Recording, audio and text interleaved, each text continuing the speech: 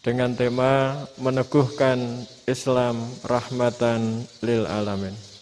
Waktu dan tempat kami persilahkan untuk Gus Pak. Assalamualaikum warahmatullahi wabarakatuh.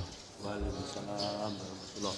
Alhamdulillahirabbil alamin. Allahumma shalli wa sallim ala habibika Mustafa ka nabiyina Muhammadin wa ala alihi washabihi asma'in. Amma ba'du. Yang kita hormati Bapak Rektor UMN Dr. Fauzan MPD, Bapak Suparto, Bapak Haris, Bapak Stardi, dan Bapak Irwinto, juga Direktur Telkom Bapak Mungkas, teman-teman UMM dan semua yang mendengar yang kami hormati. Ini ngaji itu harus objektif itu jujur. Jadi bisa saja korbannya ayah saya, bisa rektornya, bisa semuanya, tapi korban dengan makna yang bagus. Karena di antara saran Al-Quran, Allah ngendikan kalau belajar atau mencari nasihat atau mencari kebaikan apa saja, itu diistilahkan walau ala anfusikum awil walidaini wal aqrabin, meskipun ketentuan itu merugikan kamu. Jadi ketentuan apapun yang merugikan kita harus tetap kaji, meskipun itu tidak menguntungkan kita. Karena banyak problem, mulai dulu sebenarnya problem itu. Orang yang wakam da'in yadda'i annahu da'a ilallah, tapi hakikatnya yad'u ila nafsi. Jadi banyak da'i yang mengklaim dirinya mengajak ke Allah dan Rasul, tapi sebetulnya hakikatnya mengajak ke kelompoknya sendiri. Saya ini termasuk kiai yang masih orisinil. Artinya orisinil gini, suatu saat atau kapan saja saya kok sudah tidak laku jadi kiai, asal Islam jalan tetap senang. Karena nggak penting yang populer saya apa enggak, itu tidak penting, yang penting agama ini tetap jalan. Sama, negara ini harus jalan siapapun presidennya. Ya, ini penting saya utarakan karena perbedaan antara nafsu dan komitmen beragama itu tipis sekali. Sehingga dulu pernah ada cerita, ini bukti keadilan Rasulullah SAW. Pernah suatu saat Nabi itu ngaji, yang ngaji seperti ini. Terus ada pemuda dengan cueknya melewati masjid yang sedang dipakai Nabi ngaji. Sehingga cerita semuanya ngomel ya, bergumam. Celaka betul pemuda itu, ada Nabi ngaji kok tidak ikut ya. Tapi Nabi secara besar hati ngendikan, ini ada di beberapa kitab di Fadhailul Kasbi, keutamaan kerja. Kata Nabi, pemuda itu mau mencangkul di lahannya. Jika dia mencari nafkah untuk keluarganya, untuk kebaikannya, maka itu bagian dari ajaranku. Jadi Nabi berbesar hati bahwa kerja seperti itu bagian dari ajarannya. Jadi tidak harus datang ke majelis ngaji. Dan bisa saja yang sedang hadir itu ya orang yang hindari istrinya minta belanja, dari ngaji terus benar dituntut belanja kan gitu. Mungkin anak-anak UMM yang kesini daripada tengok-tengok yang Malang bosen jalan-jalan ke Rembang gitu. Nah, jadi nggak mesti benar juga niatnya gitu. Jadi ya sama itu. Jadi kalau di dunia kiai yang masih orisinil itu, nafsu itu benar-benar dilatih. Maka masyhur dalam cerita ada orang perang sama Ali radhiyallahu anhu. Ketika perang ini sangat semangat, tapi ketika orang itu meludahi dan Sayyidina Ali ini tersinggung karena diludahi, Sayyidina Ali langsung angkat tangan, sudah perangnya nggak usah diteruskan, karena saya marah sama kamu sekarang demi nafsu, karena kamu meludahi saya, padahal saya tadi motifnya demi Allah dan Rasul. Jadi sangat tipis bedanya kita emosi karena diri kita dan emosi karena Allah dan Rasul. Sehingga ketika diludahin ini terus beliau mikir, jangan-jangan perang saya karena saya diludahin. Nah, yang hilang dari peradaban modern adalah Allah itu tidak begitu hadir di hati kita. Saya sering cerita di mana-mana, teks hadis itu sebenarnya berbunyi gini, ini hadis sahih. Mangka na yu'minu billahi wal yaumil akhir fal yukrim jarohu. Ada yang fal yukrim jarohu doifahu, ada yang fal yakul khairan aul yasmut. Siapa yang iman dengan Allah dan Rasul maka harus memuliakan tetangganya, memuliakan tamunya. Dulu itu ada seorang ulama, dipanggil anak muda, dibully cara sekarang. Wahai kiai, datang ke rumah saya. Datang kiai itu. Setelah sampai ke rumah orang itu, silakan kiai kembali ke rumahnya. Saya tidak butuh kiai. Kiai itu dengan riang kembali. Setelah di rumah dipanggil lagi. Pak Yai, silakan datang ke rumah saya. Datang lagi. Ya senyum-senyum kiainya santai. Wah, nggak jadi butuh Pak Yai. Silakan kembali lagi. Sampai 3 kali. Oh itu kalau rektor digitukan marah itu. Dosen marah. Kiainya santai. Santai, senyum-senyum, rileks.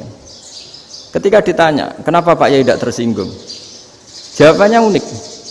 Anak muda, saya ini senang sekali nuruti perintah Allah, disuruh menghormati tetangga. Sehingga ketika Anda manggil, ya saya datang. Ketika Anda nyuruh pulang, ya saya pulang. Saya senang sekali nyenangkan tonggo. Dan itu perintah Allah, jadi tidak ada hubungannya dengan kamu. Wah, pemudanya nangis minta dimaafin. Kalau kita kan enggak, kita ini dosen, kiai, mungkin kita doktor, mungkin kita profesor. Tapi kita ini sering didikte oleh orang bodoh. Kalau orang bodoh itu jengkel, lo kita ya jengkel. Lo kamu jengkel, dijengkelkan orang bodoh itu namanya terdikte. Itu bodoh apa pinter? Wah itu tidak pinter sama sekali. Kalau betul-betul kamu pinter, hanya bisa didikte oleh Allah Subhanahu wa Ta'ala. Jadi antara hukum Allah apa? Wa ahsin man asa'a ilaika, berbuatlah baik sama orang yang berbuat buruk sama Anda. Itu dikteannya Allah. Kalau dikteannya orang-orang bodoh kayak dimangkel ben mangkel, terus kamu mangkel. Itu bodoh apa pinter? Nah, problem kita kekinian adalah wong pinter, wong bodoh itu podo-podo bisa didikte oleh sekelilingnya. Terus karuan wataknya perempuan seperti itu, wataknya anak-anak seperti itu, kita didikte. Anak-anak jengkelin kita mangkel, berarti kita didikte oleh orang bodoh. Makanya agama itu unik, kadang ngendikan wa ahsin man asa'a ilaika, kadang wasil man qata'aka, sambunglah orang yang memutus kamu. Karena dengan demikian kita hanya didikte oleh Allah Subhanahu wa Ta'ala, bukan didikte oleh hukum sosial. Cara Jawane nak ngapiki tangga sing apik akeh tunggale. Berbuat baik sama yang berbuat baik pada kita itu, mbok orang fasik ya seperti itu, maling ya seperti itu, sama. Tapi kalau berbuat baik sama orang yang berbuat jelek sama kamu itu baru luar biasa. Dan memang teksnya hadis wa ahsin man asa'a ilaika, berbuat baiklah sama orang berbuat buruk sama kamu. Jadi nggak boleh orang didikte. Makanya ngaji di sini diantaranya saya akan cerita dalam sebuah hadis sahih, dalam hadis hasan yang diriwayatkan Imam Tirmidzi, ada kalimat dari Rasulullah SAW. Dawe Nabi, la takunu imma'atan taquluna in ahsanan nasu ahsanna wa in zalamu zalamna walakin watti'u anfusakum in ahsanan nasu antuhsinu wa in asa'u alla tazlimu. Kamu jangan jadi orang yang mudah diombang-ambingkan oleh orang sekeliling kamu, yaitu kamu mengatakan jika orang baik ke saya akan baik, jika orang buruk ke saya juga akan membalas buruk. Itu namanya Anda didikte. Tapi berkomitmenlah kamu akan berbuat baik meskipun orang lain berbuat buruk. Nah sekarang logika sosialnya begini, kalau di Indonesia itu ada 1000 kiai, ada 1000 profesor yang ingin membenahi Indonesia, rata-rata orang awam itu semau gue, terus mereka mendikte kita, perilakunya nggak simpatik, perilakunya jengkelin, terus 1000 profesor ini ikut jengkel, itu kira-kira jadi solusi apa goblok bareng? Sama 1000 kiai ini ikut jengkel, ini jadi solusi apa goblok bareng? Goblok bareng. Nah problem sekarang kita ini biasa didikte orang bodoh. Nah makanya ciri khas orang muslim itu kata Nabi, mangkana yu'minu billahi wal yaumil akhir.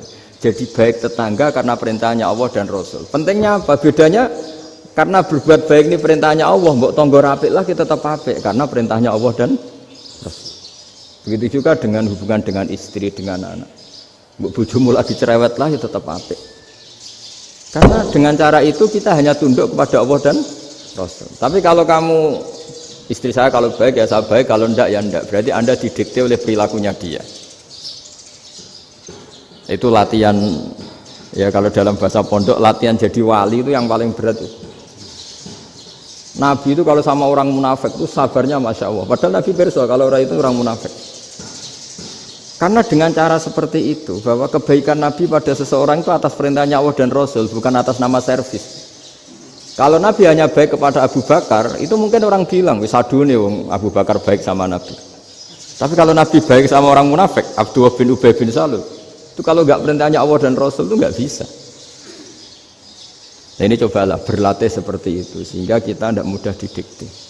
Ya saya ulang lagi, nggak mudah apa? Didikte. Maka di antara kebaikan Allah dan Rasul adalah bahkan orang dolim saja diberi jatah rahmat. Makanya tadi seperti mukadimah yang dibaca Pak Haris tadi, agama ini rahmatan lil alamin. Orang yang dolim saja dapat jatah apa? Rahmat, apalagi yang soleh. Nah kemudian yang perlu dicatat, kenapa kita menjadi enjoy dengan Islam? Islam itu adalah agama yang tidak didikte oleh materi. Jadi kalau Anda ingin makan enak, mungkin kalau pikiran kebanyakan orang, anak-anak muda yang milenial, yang gaul, ingin makan enak ya makan yang disukai. Misalnya sate atau bakso Malang atau apa. Kalau orang-orang yang jadi wali nggak gitu cara berpikir. Ini yang masih orisinil. Ditanya, ini dunia baru kesulitan makanan, baru resesi. Cara makan enak gimana? Jawabannya lucu. Ya gampang. Idamuhu alju. Idam itu lauk. Kalau kamu ingin makan lauknya paling enak apa? Alju. Kamu harus lapar banget. Sampai kalau puasa itu melihat tempe itu wah luar biasa. Tapi kalau kamu nggak puasa, air putih itu nggak menantang. Tapi kalau puasa, tempe air putih itu menarik dan Anda tetap lahap.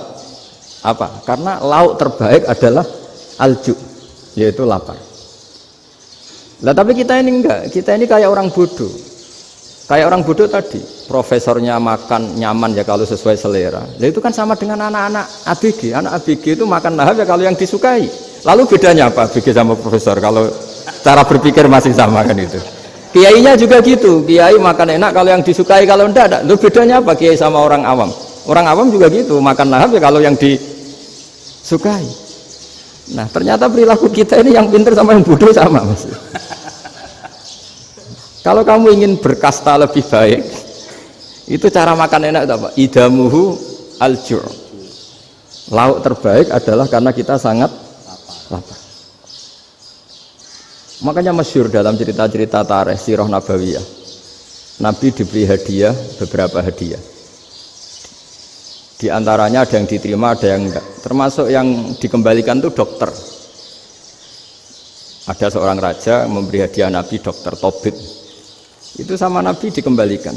Karena dokter ini sudah lama kumpul Nabi itu enggak pernah sakit.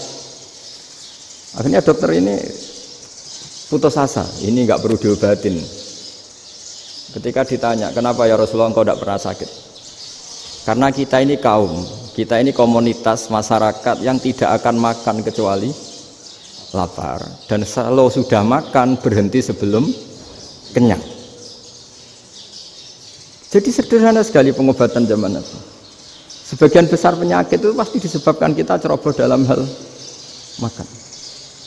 Sudah ngerti kalau durian masalah, kalau makan durian enggak kehitung gitu, apalagi kalau gratisan itu tambah banyak gitu. Pola tidur juga gitu kata Nabi, dan kita tidak tidur kalau tidak sangat ngantuk. Nah itu namanya orang-orang soleh yang sudah tidak didikte materi. Kalau yang didikte materi kan bisa tidur nyenyak kalau kasurnya enak, AC gini-gini. Sebenarnya enggak, tidur enak itu ya kalau sangat ngantuk. Mbok di gudang, mbok di bis, kalau sangat ngantuk ya semuanya ya enak. Sama, mbok lapar, mbok hanya tempe, tapi kalau sangat lapar itu ya enak. Nah ini ilmu yang mulai hilang, ilmu-ilmu yang mulai hilang. Nah, cara ibadah juga gitu. Kita ini kan, saya ini punya bapak kiai, mbah kiai, punya guru yang sangat alim ya seorang kiai Kiai Maimun. Itu dulu kita pengkaji ilmu, itu tidak pernah tahu bedanya NU dan Muhammadiyah. Karena dulu Mbah Darwis itu, Kiai Dahlan itu, dulu ngajinya bersama Mbah Hashim ketika di Indonesia yang ngaji Mbah Soleh Darat.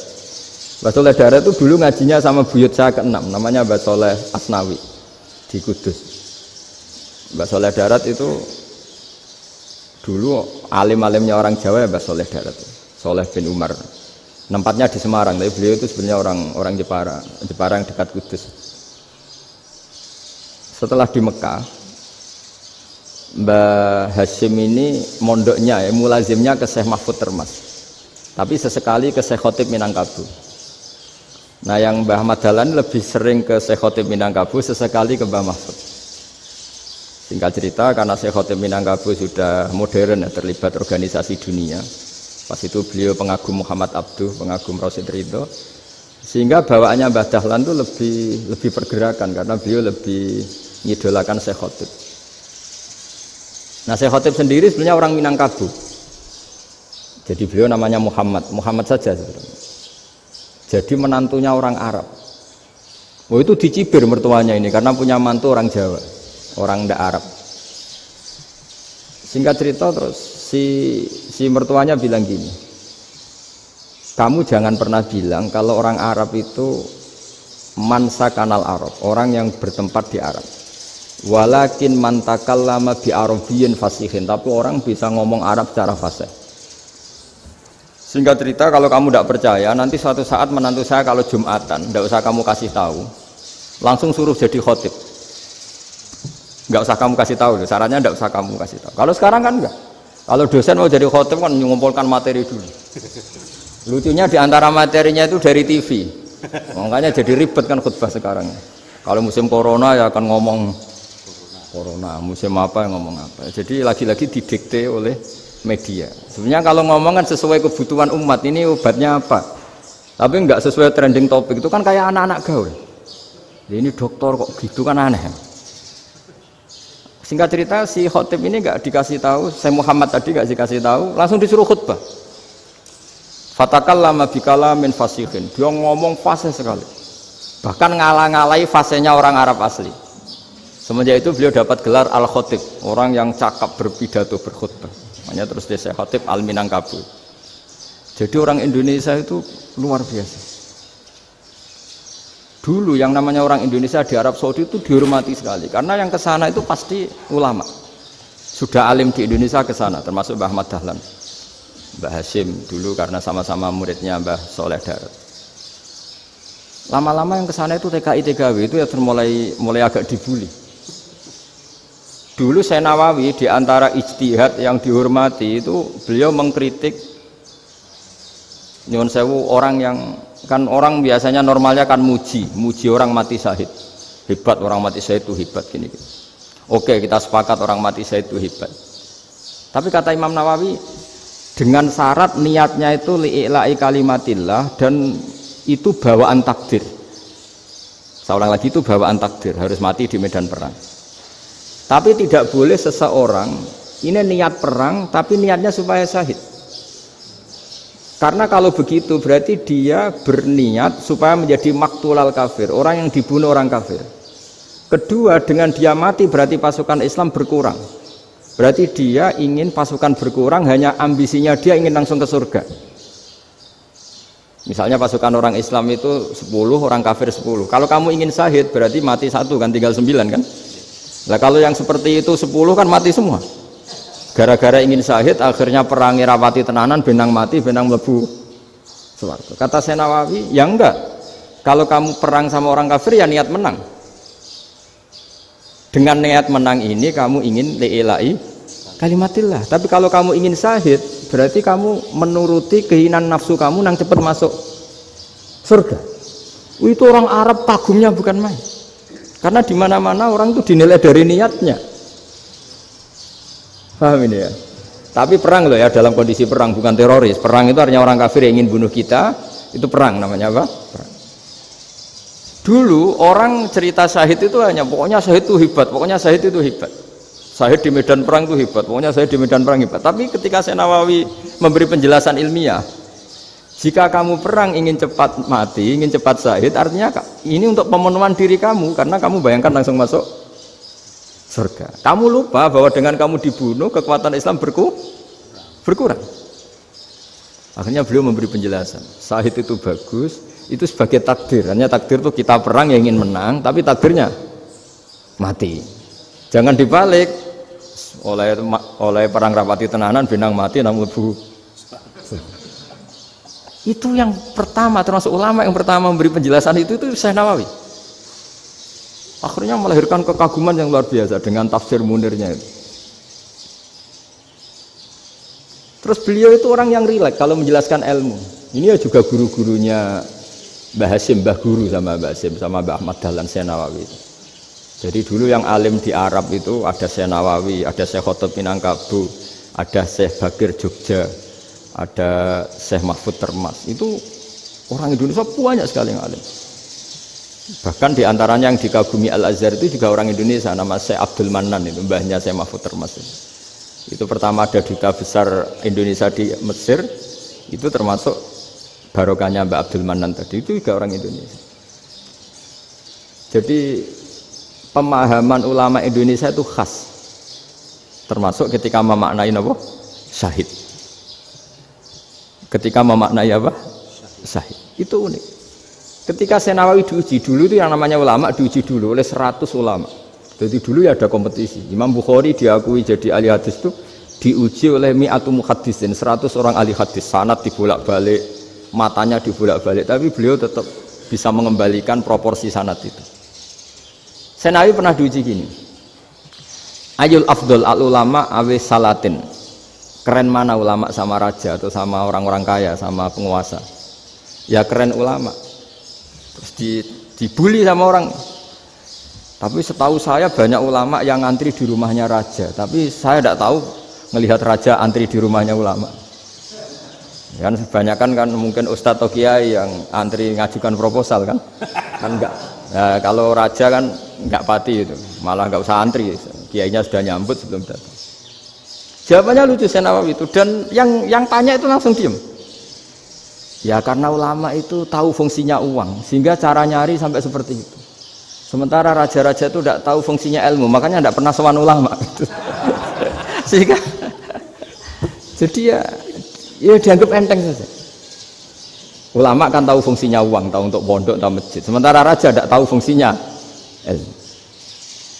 Jadi itu khas Jawa ya, khas Jawa, khas Indonesia. Apa-apa yang menurut orang banyak dengan tanda kutip itu buruk atau baik, itu orang Jawa menafsirkan tuh gampang saja. Sehingga semenjak itu Jawa itu dipandang betul. Saya punya kitab namanya Qadhayal Haji wal Umrah. Itu terbitan Hayatul Ulya Arab Saudi, milik Wahabi. Itu diantara fatwa yang dipakai untuk solusi muskilatul haji, problem-problem haji kekinian. Itu fatwanya syekh-syekh yang dari Indonesia. Termasuk Syekh Khotib Minangkabau, Syekh Nawawi Banten, Syekh Bakir Nur Jogja. Misalnya begini, dalam fatwa-fatwa yang menyulitkan kita ya, sampai sekarang jadi perdebatan. Ketika sofa dan marwah itu dengan batas tertentu, saya ulang lagi dengan batas tertentu, mau tidak mau atas nama kebutuhan, itu kan butuh perluasan. Karena kalau naik turun itu mudah disepakati ulama. Jadi misalnya gini ya, saya punya tanah seluas ini. Pasti orang akan mengatakan sampai bawah ya tanah saya, sampai atas tanah saya. Itu mujma' alaih, itu disepakati. Sehingga Nabi ngendikan al-Ka'bah min tuhumil ardi ilas sama Ka'batun. Ka'bah sampai ujung bumi sampai ke aras semuanya Ka'bah. Sehingga tidak ada perdebatan ulama ketika Masjid Haram ditingkat, kemudian yang di atas sholat tetap dia menghadap Ka'bah. Tidak harus diluk melihat di bawah, enggak. Karena Ka'bah sampai langit. Sama, tanah Anda kamu tingkat sampai 10, enggak ada tetangga protes. Karena bawah sampai atas tanah Anda. Tapi kalau diperluas, tanah Anda kamu luaskan setengah meter saja atau 3 cm saja, iso geger mbek tonggo. Karena di mana-mana batas itu ya tadi, kalau atas bawah miliknya, kalau samping enggak. Pertanyaannya, perluasan Mina itu ke samping. Perluasannya Matof yang Mas'a itu juga ke samping. Geger kan ulama dunia. Bagaimana hukumnya Mina Jadid? Mina yang diperbarui atau Mina yang diperluas. Itu diantara rujukan baik yang membolehkan maupun yang menentang. Itu ya syekh-syekh Indonesia.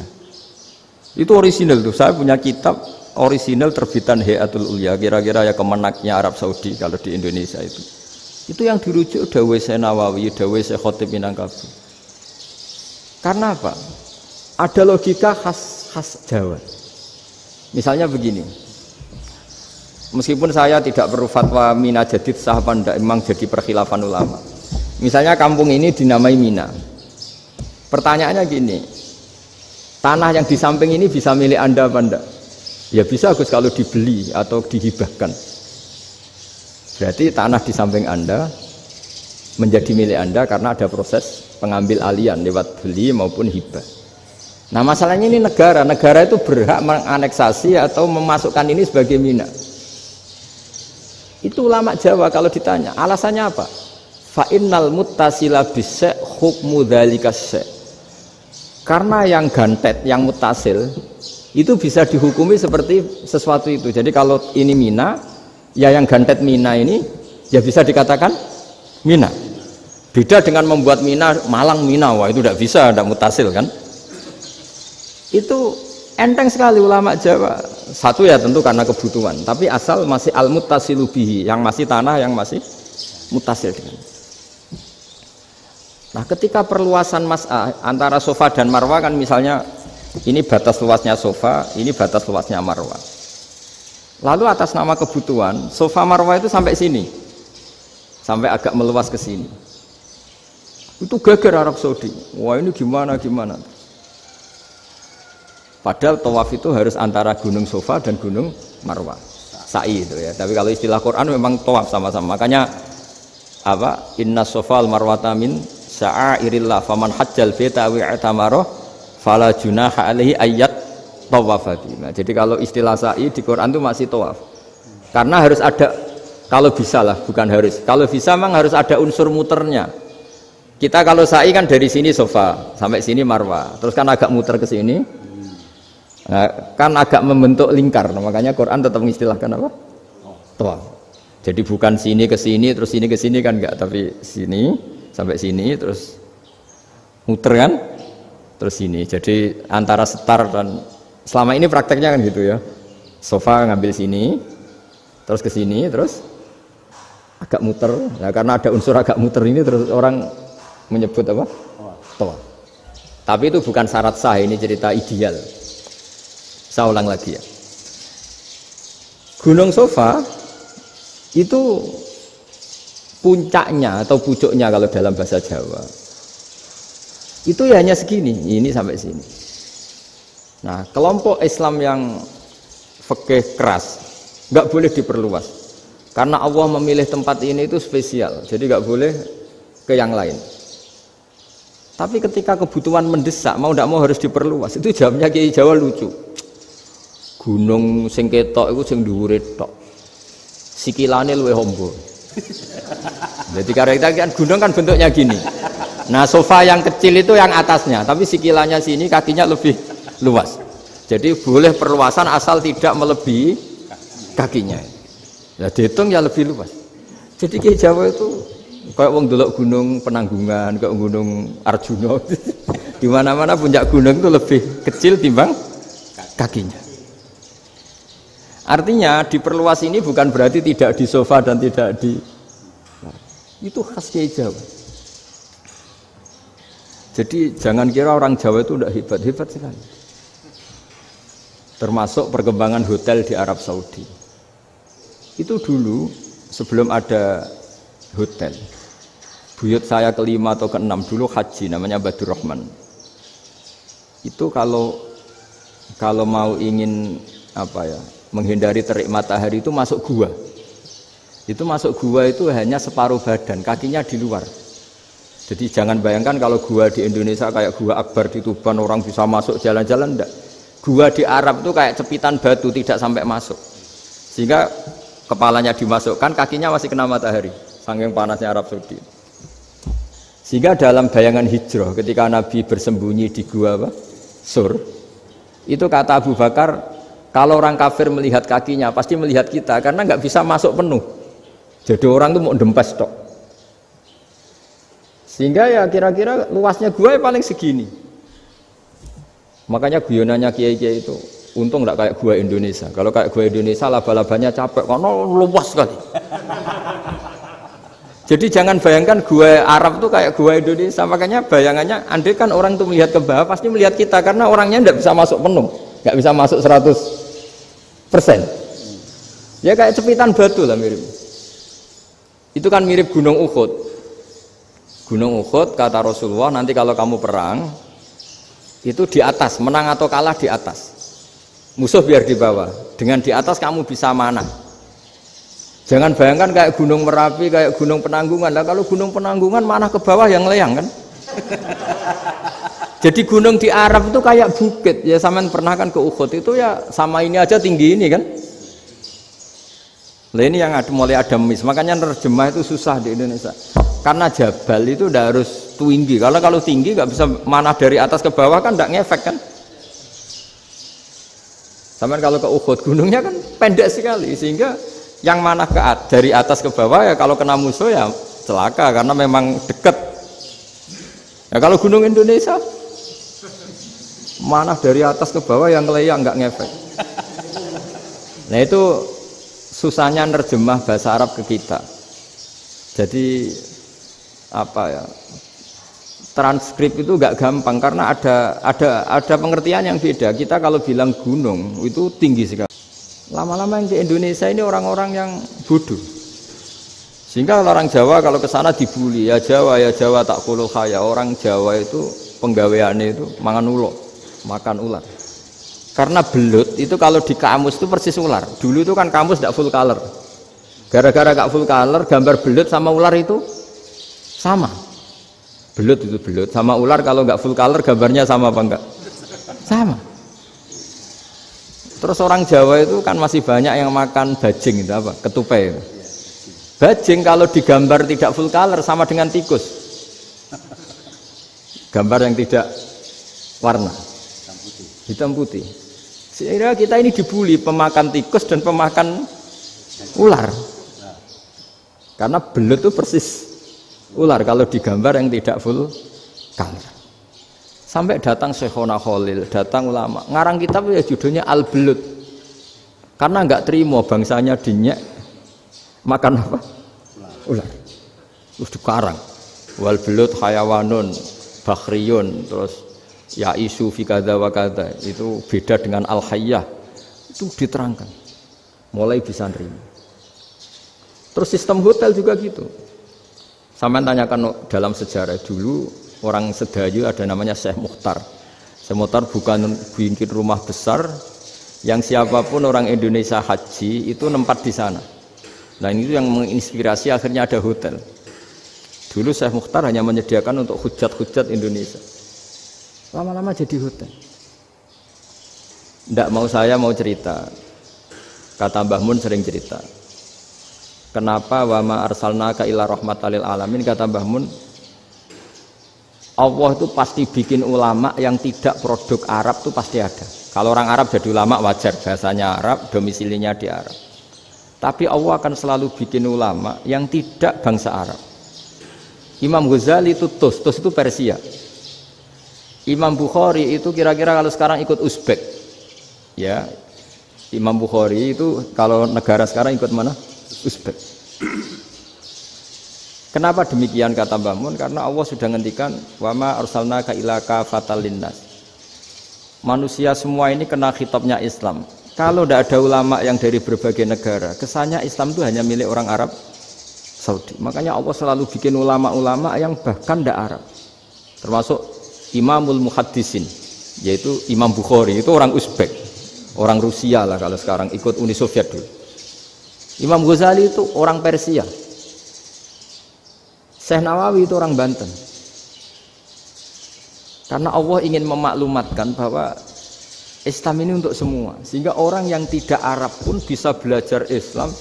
Yang alimnya itu nggak kalah sama orang apa? Arab. Makanya ini PR ya. Kalau Gus Dah Ploso nanti ngendikan suatu saat orang belajar Islam itu bahkan orang Arab pun bisa belajar ke Indonesia. Kalau orang Indonesia bisa alim betul kayak dulu. Sekarang banyak liga antar ulama. Itu orang Indonesia pasti masuk. Ulama-ulama top dunia. Itu pasti orang Indonesia banyak yang masuk. Karena tadi, ketika orang Indonesia baca kitab, itu orang Arab itu kagum. Kok bisa tidak bahasanya baca secara benar? Bukan sekedar bisa baca secara benar. Karena memang dilatih sedemikian rupa di pondok-pondok. Makanya kita semua lah yang alim di Indonesia itu kemana-mana ya pasti alim. Dulu putra Mbah Mun namanya Gus Zofur itu tahun pertama ya sudah the best di tahun pertama. Kalau tahun pertama the bestnya ilmunya bawaan dari sarang, dari keluarganya. Gus Najim mondok di Sayyid Muhammad tahun pertama sudah dipuji sebagai yang teralim karena ya sanggup. Kalau dipujinya tahun ketiga, tahun keempat kan mungkin dapat dari sana. Ini tahun pertama. Saya ulang lagi tahun pertama. Karena pengajaran di Indonesia itu luar biasa di pondok-pondok ini. Makanya kalau dalam anekdot pondok itu cerita-cerita lucu itu. Ada orang Jakarta ngaji, setelah di kelas itu pelengahan terus. Melihat jendela, lihat pintu terus. Lama-lama gurunya marah. Kamu diajarin kok enggak punya sopan, melihat pintu terus enggak memperhatikan guru. Anak Betawinya jawabnya lucu. Habis Pak Guru bohong. Kenapa ya?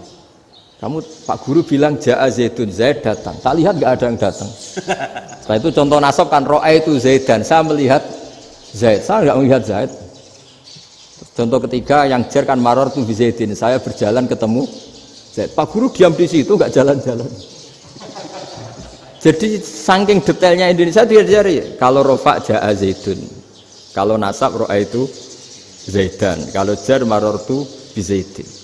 Nah si murid Betawi ini karena pertama sekolah, ngiranya gurunya itu cerita Zaid datang, makanya dia ngelihat pintu terus. Mana katanya datang kok enggak datang-datang.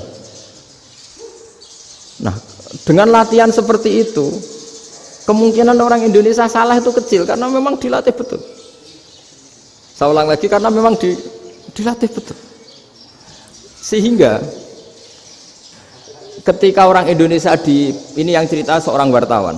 Ini kisah nyata. Kali ini tidak anekdot, kisah nyata. Ada wartawan internasional ngeliput Ramlah. Ramlah itu di Gaza, di Palestina. Wartawan Indonesia ini hanya bisa bahasa Inggris. Dijak ngomong bahasa Arab. Terus dia bilang saya tidak bisa. Saya tidak bisa, saya bisanya ngomong Inggris. Tapi apa yang terjadi setelah sholat, si Indonesia ini jadi imam pakai sholat jariyah lagi. Baca bismillah benar, bismillahi jar karena mudhof ilaih. Terus ketika iktidal ya benar, Rabbana lakal hamdu mil'us samawati wa mil ardi benar. Ketika tahiyat ya benar, at-tahiyatul mubarakatuh sholawat. Sama orang Arab ini diambungi. Orang Arab kalau senang orang itu dicium. Kamu tawaduk, sebenarnya kamu itu ahli bahasa Arab. Karena orang Indonesia sekali sholat itu nggak ada yang salah, meskipun benarnya karena hafalan, tapi bagi yang ahli nahwu itu hebat. Misalnya kita kalau ngapalkan kan Bismillahi, Bismi jar karena ba, Allahi jar karena mudhof ilaih, Ar-Rahmani jar karena sifat, Ar-Rahimi karena sifat, Alhamdu rofa karena mubtada, Lillahi jar karena ada huruf jarli, Robbi jar karena sifat. Sebetulnya tidak karena pinter, tapi karena hafalan. Tapi orang Indonesia hebatnya itu benar terus. Rabbana lakal hamdu, ya kan? Alhamdu rofa, terus mil'us samawati ya rofa karena sifat. Sehingga terus orang Indonesia kalau sholat di Timur Tengah itu dipuji.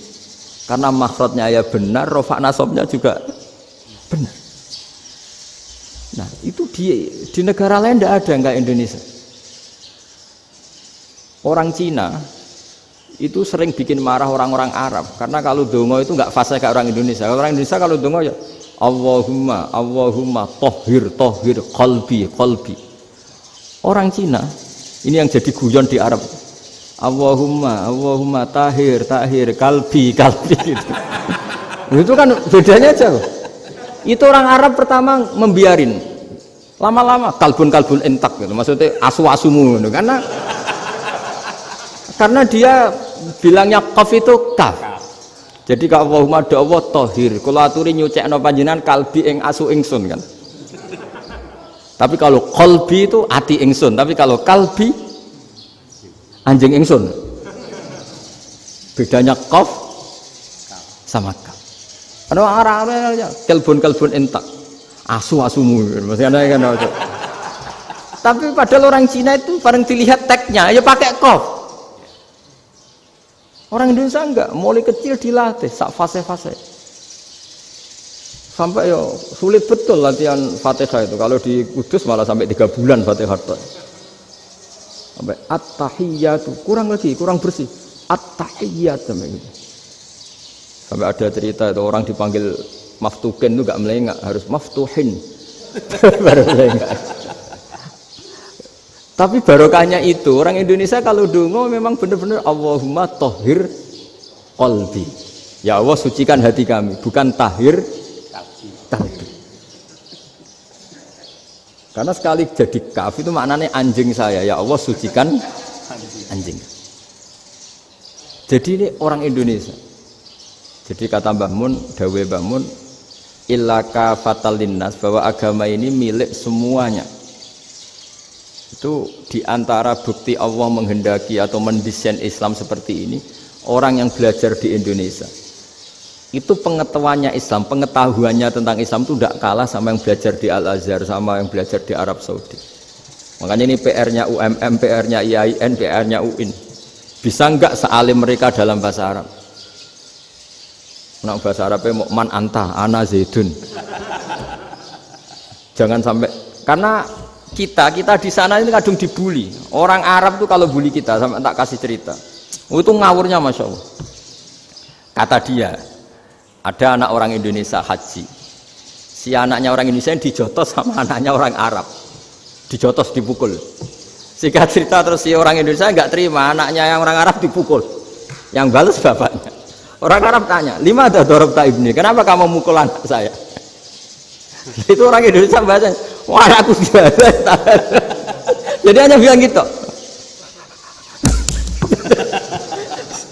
Artinya anak saya dihada ya maka tak ada. Bahasa Arabnya gitu. Anak saya dipukul maka saya balas mukul. Itu orang Arab mantuk-mantuk oh gitu. Paham? Suatu saat ada orang Indonesia itu sama orang Arab itu dilus-lus itu ya digini-giniin. Karena dia latihan bahasa Indonesia, latihan bahasa Arabnya itu masih mufrodat. Jadi kalau ngartikan yadun itu tangan, saro itu jalan. Jadi kalau jalan ya saro-saro. Roksun itu kepala, ana itu ingsun. Jadi karena dia nggak ngerti penggunaannya, itu bahasa Arabnya itu yadun anta, jadi bukan yaduka tapi yadun anta, berarti tangan kamu. Saro-saro itu jalan-jalan. Ala roksi anak yang atasnya sirah ingsun. Jadi mestinya yang benar kan yaduka saro ala roksi atau gitu. Tapi enggak dipotong-potong. Yadun tangan kan, anta kamu, berarti tangan kamu. Saro-saro jalan-jalan. Roksun itu sirah, anak ingsun, berarti di atas kepala saya. Orang Arab tertawa-tawa, tapi paham maksudnya seperti itu. Jadi kita ini dibully di Arab itu Masya Allah. Jadi akhirnya lahirlah ulama-ulama tadi yang saya sebut tadi. Bahkan pernah lama sekali ulama Indonesia itu jadi master di Arab Saudi, yaitu Senawi Banten. Itu kalau orang sana bilang itu Sayyidu Ulama Il-Hijaz, top-topnya ulama Mekah Madinah, padahal beliau orang Indonesia dan dimakamkan di Ma'la itu dekat makamnya Sayyidah Khadijah karena sangat dihormati. Nah diantara sebab dihormati adalah ketika orang memahami syahid, maknanya pokoknya maktulal kafir. Syahid itu adalah orang yang kalau perang itu mati di medan perang. Itu Imam Nawawi merinci secara detail. Kalau dia perang supaya tujuannya mati syahid cepat ke surga, berarti dia nuruti hadzun nafsi, ingin cepat ke surga. Tapi dia lupa bahwa dia dengan terbunuh pasukan Islam berkurang kekuatan. Maka syarat perang yang benar adalah ya ingin menang. Di mana-mana perang ya lillahi kalimatillah, supaya kalimat Allah itu menang, jangan ingin kalah. Soal dia mati takdir, tapi jangan ingin mati. Wah itu terus dikagumi. Ternyata memang, oh iya ya kalau pasukan Islam 10, kafir 10, kita ingin syahid, berarti ya kalau orang ingin syahid kan terus mungkin perangnya ada hati-hati, main ngawur saja terus kalah mati. Sudah apa kalon satu kan, terkurangi satu kan. Nah kalau semuanya 10 punya niat gitu, nah itu Senawawi. Senawawi itu orang yang begitu gampang nerangkan Quran. Bahkan ketika orang Arab kesulitan ngartikan famathaluhu kamathalil kalbi intahmil alaihi yalhas au tatrubuna yalhas. Orang tomak itu ibarat kayak anjing. Anjing itu kamu kasih makan ya tetap melet, menjulur-julurkan lidahnya, kamu ndak ya ndak. Imam Nawawi ditanya, ma wajhu sibbi, lalu wajah tasbihnya di mana? Beliau menjawab fitoma. Jadi anjing punya dua sifat yang berlawanan. Di bab ilmu dipuji, nggak ada hewan yang mudah menerima ilmu kayak apa? Anjing. Sehingga Quran mengistilahkan wa ma 'allamtum minal jawarihi mukallibin. Hewan yang mudah diajari itu oleh Quran dibahasakan sudah menganjing. Karena anjing adalah hewan yang paling mudah apa? Diajarin. Itu diakui oleh Quran wa ma 'allamtum minal jawarihi mukallibin. Tapi dia punya sifat yang sangat buruk sekali, yaitu nggak pernah puas. Makanya ketika Bal'am bin Ba'ura, ada tokoh yang kedonyan ya, itu kalau diistilahkan Quran walakinnahu akhlada ilal ardi wattaba'a hawa famasaluhu kamatsalil kalbi in tahmil 'aliyal has aw tatrukhu yalhas. Jadi anjing punya dua sifat yang berlawanan. Di bab ilmu dipuji karena paling mudah diajarin. Itu saya pernah ke Malaysia, diceritain sama polisi Malaysia. Anjing itu saking cerdasnya itu bisa deteksi CD palsu sama CD bajakan, asli sama bajakan. Itu kan gak kebayang. Kalau narkoba mungkin masih ada bau khusus ya. Atau mesiu atau bom masih ada bau khusus. Ini enggak. Anjing itu dilatih ngecek CD yang asli sama yang palsu. Wah itu kebablas itu pinternya itu. Itu harganya itu 1 miliar lebih. Paling mahal. Jadi mungkin bisa deteksi ini dosen betul apa abal-abal itu bisa. Itu kiai betul apa kiai pesanan itu mungkin bisa. Itu saya punya kitab namanya Al-Hayawanul Kubro. Itu cerita prestasi-prestasi hewan. Itu yang berkuras-kuras sampai berjilid-jilid. Itu ya cerita anjing. Tidak ada hewan sebaik anjing.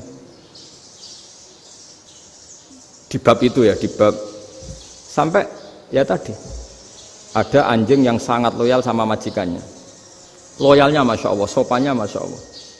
Anjing itu mbok lama berbakti sama sampean, nggak mau tidur di ruang tidurnya sampean, dia tetap tidur di luar.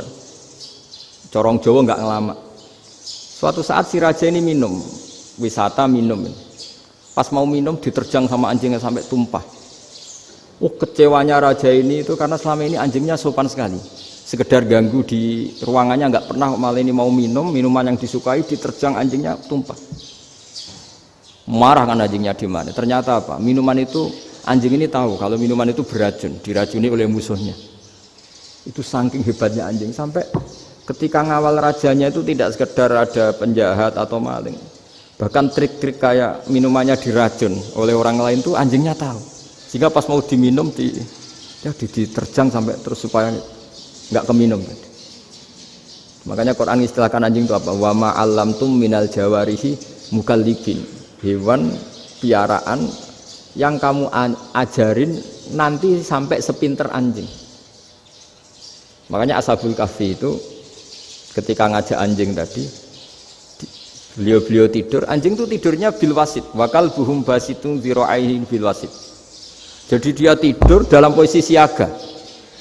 Loh coba anjing itu nggak pernah sekolah, karena dia posisi menjaga tidurnya itu kayak siaga gini, bukan ngorok semadep ke atas terlentang itu enggak. Andai kan dia tidur terlentang itu kan yang mau mengganggu kan, wah asune turu itu enggak. Dia tidur posisi siaga, makanya disebut lawit tolak ta'alaihim lawalaita minhum firaron. Kalau kamu melihat anjing itu pasti lari karena dia posisi siap merekam. Jadi tidur tapi posisi siap merekam. Jadi matanya tetap terbelalak kayak siaga. Padahal itu nggak diperintah, ya dia memang punya nalar untuk itu. Ini disebut wa ma 'allamtum minal jawarihi mukallibin. Dan dalam teori modern juga gitu. Tapi dalam hukum Islam yang dianut mazhab Syafi'i itu anjing tetap najis. Ya sudah najis ya najis, tapi ada mazhab lain yang mengatakan tidak najis. Tapi tidak usah ngurmat anjing, geger nanti kalau rektor kampus punya anjing. Tapi ilmu itu bagus untuk kelangenan kadang. Andai kan tidak ada mazhab Malik, maka kita kesulitan menceritakan Ashabul Kahfi yang hewan piaraannya itu anjing. Tapi misalnya anjing disucikan, kita juga nanti susah menjelaskan hadis Nabi malaikat itu tidak masuk rumah yang di situ ada apa? Anjing. Maka ilmu itu makanya kata Imam Sa'roni, sebagian ilmu itu memang kelangenan, tapi nggak boleh jadi praktek. Tapi harus ada. Misalnya begini, contoh paling gampang. Api dalam mazhab Syafi'i kan alat pensuci hanya dua, air dan tanah. Ya saya ulang lagi, air dan tanah, yaitu tanah untuk mensucikan najis anjing. Imam Abu Hanifah menambahkan api. Mazhab Syafi'i itu agak kesulitan ketika ada batu bata dibikin dari tanah-tanah yang bercampur kotoran. Mazhab Syafi'i akan kesulitan karena di situ ada najis yang jadi materinya bata. Hukumnya gimana kalau nanti dipakai masjid? Tapi barokahnya ada beberapa mazhab. Abu Hanifah mengatakan dan api. Jadi apa tadi air, tanah, api. Alasannya masuk akal. Ketika usatul mukminin, orang-orang mukmin yang ahli maksiat itu sebelum masuk surga, kalau dia dosanya banyak itu dibakar dulu supaya suci. Emas itu untuk memisahkan dengan materi lain juga harus dibakar. Berarti api termasuk alat. Artinya gini, batu bata yang materinya dari tadi najis sekalipun ini menjadi suci karena ngalami pembakaran. Tapi kata Imam Sa'roni, ilmu ini hanya sebagai ilmu. Jangan sampai kalau kamu mau wudhu gak ada air terus membakar diri lah, ini ribet kan. Jadi ilmu itu sebagian memang untuk kelangenan. Karena kita butuh. Andai kan tidak ada mazhab Abu Hanifah, maka kita akan kesulitan pakai bata. Yang kita tahu cara bikinnya kadang di tempat yang kotor, di tempat yang najis. Tapi karena ini ngalami dibakar, maka hukumnya suci menurut mazhab Abu Hanifah.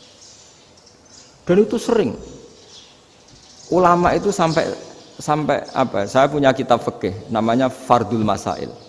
Pengandaian ada masalah. Jadi masalah itu belum terjadi tapi diandaikan. Misalnya kayak di Texas. Bumi itu bulat bola. Texas itu kalau dibor itu pas Ka'bah. Lalu kiblatnya di mana? Bumi ini kan hanya rubuk-rubuk seperempat. Yang ada arah itu seperempat. Tapi kalau Ka'bah itu sama Texas atau Texas dengan Ka'bah itu lalu kiblatnya mana? Mau sudah bebas arah.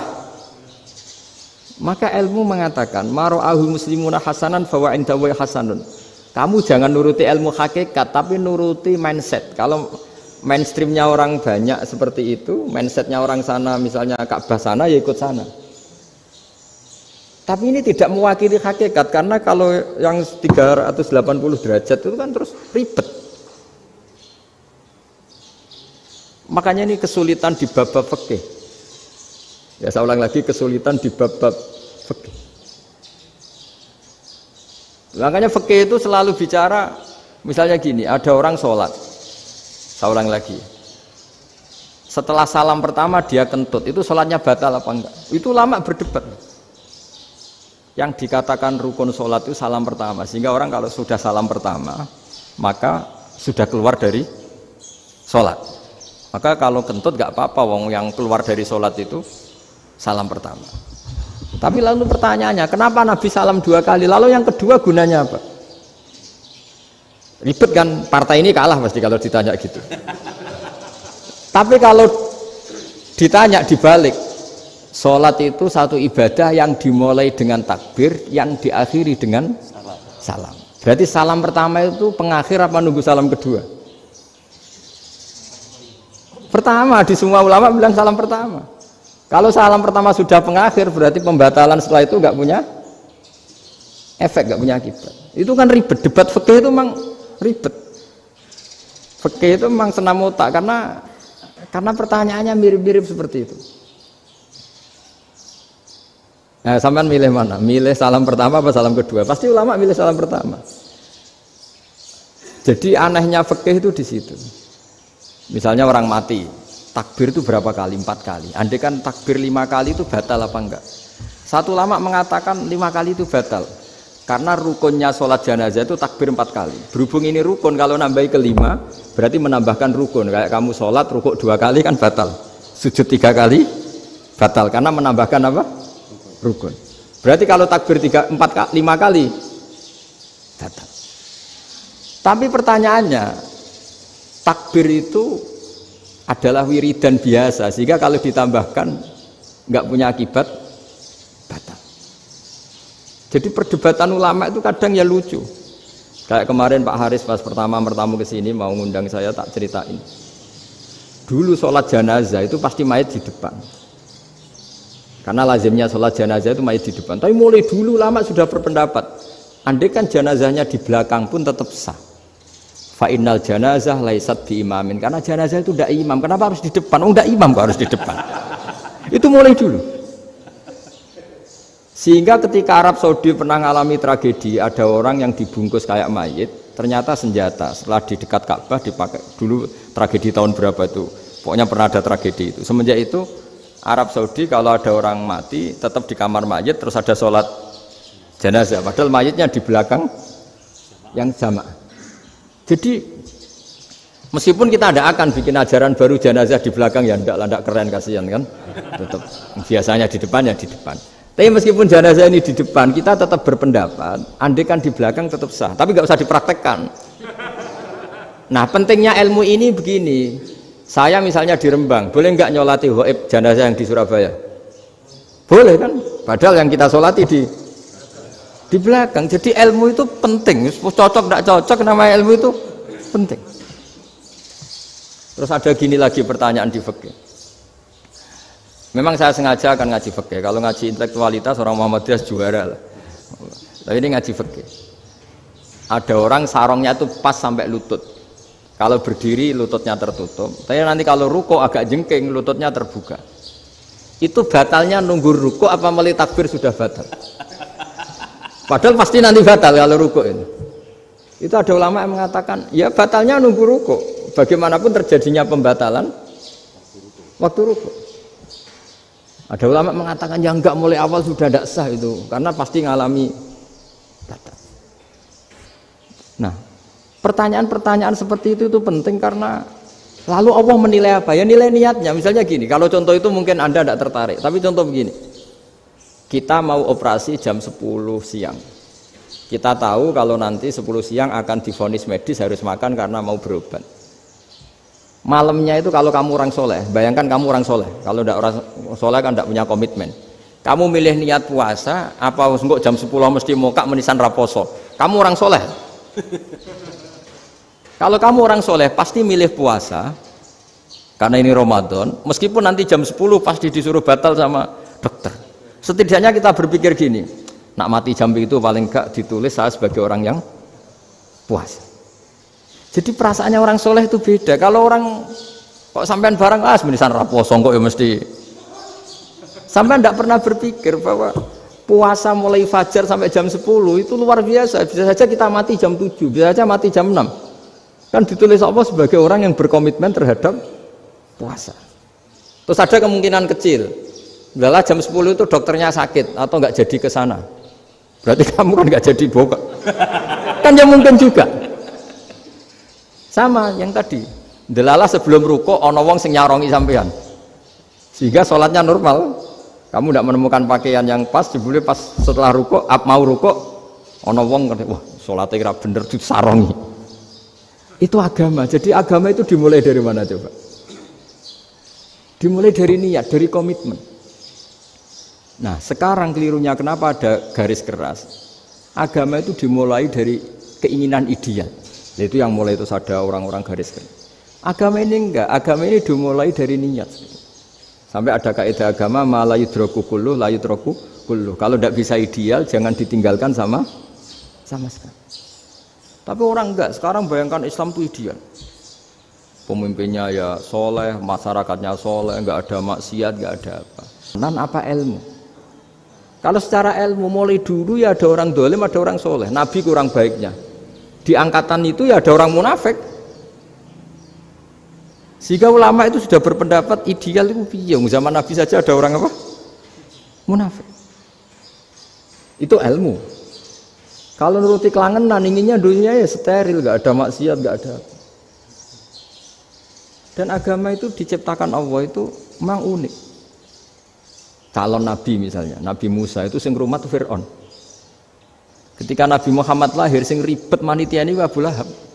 Orang dosen UMM. Coba. Karena Allah ingin memaklumatkan ke kita bahwa agama ini akan hidup di kondisi apapun. Asia, istrinya Fir'aun itu termasuk mukminah yang dipuji Quran, padahal dia bukan istrinya pengurus NU atau pengurus Muhammadiyah, istrinya Fir'aun. Tapi itu pelajaran bagi kita bahwa orang-orang baik itu tidak harus di lingkungan yang baik. Masjid paling makmur itu kadang di dunia mungkin, ya jangan bakas Mekah Medina itu karuan. Mungkin di antara masjid yang makmur justru yang di Kanada, di Amerika mungkin. Karena merasa minoritas itu perpustakaannya ada, kajiannya ada. Tapi banyak masjid di daerah pesantren yang malah sepi. Karena kiainya tahu jamaah di masjid itu wajib. Lalu itu ada daerah pesantren, saya ulang lagi ada daerah pesantren. Didikon pengajian, monggo nekani pengajian, maca selawat ning omah yo ganjaran padha wae. Ribet kan? Mau dibantah itu benar, mau dibiarin ngerusak tatanan. Jadi saya mohon sekali ya, jadi ilmu itu diperbandingkan supaya perbedaan-perbedaan itu biasa. Dulu Imam Malik itu punya murid namanya Imam Syafi'i. Itu dalam banyak hal. Itu perbedaannya tajam sekali. Ya saya ulang lagi, dalam banyak hal itu perbedaannya tajam sekali. Misalnya begini. Ini terakhir percontohan saya fikih, nanti dikaji sendiri. Ada seorang A'rabi, Ja'a A'rabiyun. Ini di hadis sahih diulang-ulang di semua Al-Kutubus Sittah ada peristiwa ini. Ja'a A'rabiyun ila Rasulillah sallallahu alaihi wasallam faqala ya Rasulullah ahlaktu. Qala wa ma ahlakaka? Qala wa qatu imraati fi nahari Ramadan. Ya Rasulullah, saya ini orang yang rusak. Kenapa? Saya ini hubungan intim sama istri saya ketika masih siang Ramadan. Singkat cerita orang ini dihukum berat sama Nabi. Hukumannya adalah karena dia membatalkan puasa ketika dengan hubungan intim. Sama Nabi dihukum, kamu harus merdekakan budak. Wah, tidak mampu ya Rasulullah, saya tidak punya budak. Jadi ini bukti bahwa agama ini sangat sosial sehingga sebagian kafaroh harus memerdekakan budak. Kamu kalau gitu puasa 2 bulan. Yang baru puasa 2 hari aja kecelakaan malah disuruh puasa 2 bulan. Ya sudah, kamu ngasih makan 60 orang miskin. Saya ini orang paling miskin. Kok jadi sudah miskin agak hiper lah orang itu. Poso-poso kok gitu. Itu kata ulama, kalau orang Jawa nggak mungkin makanannya tempe mendoan, nggak mungkin itu. Di Jawa itu nggak mungkin lah ada orang batal puasa karena hubungan intim. Ada istrinya nggak cantik, cerewet, sang lanang mangane mendoan, itu tidak mungkin, kecelakaan itu tidak mungkin. Tidak mungkin itu. Tapi kalau Arab mungkin karena makanannya daging. Singkat cerita, terus pertanyaannya gini. Kalau batal biasa itu kan bayarnya puasa 1 hari. Kalau batal, tapi kalau batal pakai hubungan intim, pakai jima kalau dalam bahasa fikih, itu kafarohnya berat, yaitu merdekakan budak atau puasa 2 bulan berturut-turut. Pertanyaannya gini, jima istri itu boleh loh tidak zina. Saya ulangi, jima istri itu boleh loh tidak zina. Itu kan hukumannya berat. Nah terus Imam Malik berpikir kalau gitu tidak harus jima dong. Poso-poso, ora ana uzur, ora ana apa terus nyate. Esuk mangan bakso. Tanpa ada alasan syar'i. Hukumnya harus sama dong. Karena jima hukumnya boleh, berarti semua iftar, semua pembatalan puasa yang tidak ada uzur syara' maka hukumnya sama, yaitu sanksinya sama. Masuk akal enggak? Masuk akal dalam mazhab Imam Malik. Dalam mazhab Syafi'i enggak. Mulai dulu jima itu beda. Kayak mertamu nggone wong mangan itu oleh, tapi nak nggo bojomu mbok jima niku wis nemen ngawure lah. Tetep beda. Dari Imam Syafi'i pokoknya beda, jima sama makan itu beda. Lah ya terus setelah itu terus ada pertanyaan. Bagaimana kalau makan dulu baru jima? Ribet kan? Makanya itu sampai dibabkan Kitabul Khilafil Fiqhi, bab merekayasa fikih. Makanya itu perdebatannya orang Hanafi sama Imam Syafi'i juga sama. Ada orang jam segini lapar sekali, kalau langsung makan kan kena sanksi. Ya pergi aja dulu, pura-pura ngaji ke Gus Bah gitu. Nanti kan jadi musafir kan? Wah itu sudah boleh itu kan? Musafir. Padahal enggak. Memang dia pergi itu karena supaya bisa makan. Mau enggak kepikiran ngaji kok tahu-tahu ingin ngaji. Mumpung Ramadan lah. Nah makanya dibabkan, apakah boleh merekayasa fikih? Tapi fikih bisa apa coba? Dengan status kamu musafir, ya memang boleh iftar, boleh berbuka. Nah itu terjadi terus perdebatan ulama menyangkut fikih. Karena memang masalah furu'iyah. Sehingga termasuk perdebatan kita dalam perilaku. Misalnya adat orang NU kalau habis salam itu menghadap ke kiblat karena arah terbaik itu kiblat. Tapi sebagian orang Muhammadiyah atau mungkin semuanya menghadap ke makmum. Itu memang teks hadisnya itu kita yang meneliti hadis itu semua syarah itu berdebat. Nabi memuji kiblat itu arah terbaik, oke. Tapi di bab itu Nabi itu aqbala alaina, menghadap ke kita. Lalu pertanyaannya, kenapa menghadap ke kita? Ada mengatakan karena Nabi memang punya tradisi kadang ngendikan. Ya tentu dulu istilahnya tidak kultum, nggak ada istilah itu dulu, 7 menit itu nggak ada. Tapi ada ulama yang analisis begini, termasuk kitab Fathul Bari. Nabi itu tokoh sentral, taruh lagi Nabi itu tokoh sentral. Ini kata kitab Fathul Bari, bukan kata saya. Nah orang-orang yang imamu kaumi, orang-orang yang jadi imam di daerah masing-masing, tetap kalau sholat itu ikut Nabi. Ikut Nabi setelah salam langsung pulang. Jadi sebetulnya salam langsung pulang itu ya ada sejarahnya karena dia mau jadi imam di daerahnya. Nah, tidak kebayang kalau Nabi itu madhep kiblat. Kalau Nabi madhep kiblat, orang yang masbuk yang barusan datang pasti langsung usolli misalnya fardhu isya'i misalnya. Terus makmum Nabi, padahal Nabi sholatnya sudah selesai.